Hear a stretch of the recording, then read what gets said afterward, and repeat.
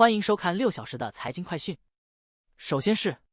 德州区域银行 First Foundation（FFWM） 股价因获得 2.28 亿美元投资而暴跌，再次提醒人们，一些区域贷款机构面临的商业房地产挑战远未结束。下一条，耐克面对着时尚趋势，远离其核心优势和竞争加剧的完美风暴。RBC Capital Markets 认为，耐克的产品转型计划是一个需要多季度的过程，存在运营和执行风险。下一条，虽然共和党一致提名唐纳德·特朗普，但如果明年控制华盛顿，如何处理 21% 的联邦企业税率问题仍然存在分歧。下面这条，如果联邦检察官在本周内决定对波音公司重新提起刑事指控，并且波音公司决定认罪，该公司将面临新的危险。接下来这条，人工智能技术推动智能手机创新，智能手机制造商正在角逐人工智能功能，预计三星和谷歌将发布新一代可折叠手机，而苹果的苹果智能也将推出更多人工智能功能，以增强手机体验。下一条，比特币连跌3天，接近2月以来的低点，原因包括美国政治变动和 Mt. Gox 交易所债权人潜在抛售。下一条，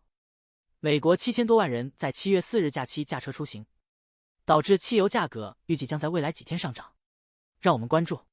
欧盟计划对中国进口电动汽车征收高达 48% 的临时关税，此举可能加剧与北京之间的贸易紧张关系。此次调查将对3家中国制造商征收临时税，其他配合调查但未被抽样的中国电动汽车制造商将被征收 20.8% 的加权平均关税。接下来，6月份就业报告预计将再次印证美国劳动力市场正在放缓。接下来，受人工智能乐观情绪提振，台积电股价攀升至每股1000新台币以上，预计其受益于强劲的人工智能需求。本月公布的收益数据将强劲。接下来，随着新一代 Gen Z 饮酒者更倾向风味丰富的饮品，啤酒和热狗不再是美国独立日必备。小型公司推出的鸡尾酒、硬苏打水和混合茶饮等替代品逐渐抢占啤酒市场份额。为了应对这一趋势，大型啤酒商正通过添加水果风味等方式尝试多元化，并从 TikTok 等社交媒体平台寻求灵感，推出迎合年轻消费者口味的新产品。接下来，美国和发达国家持续增长的债务受到2家信用评估公司的关注。标普全球评级警告称，只有极端市场压力才能改变这一趋势。最后一条，中国官员受命出国吸引外资，但投资者质疑中国欢迎外国投资的诚意。尽管高层承诺加大吸引外资力度，但在国家安全和开放经济的矛盾政策影响下，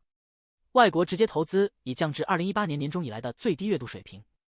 而且，美国大选临近可能进一步冷却投资情绪。以上是过去6小时的财经快讯，我们6小时后见。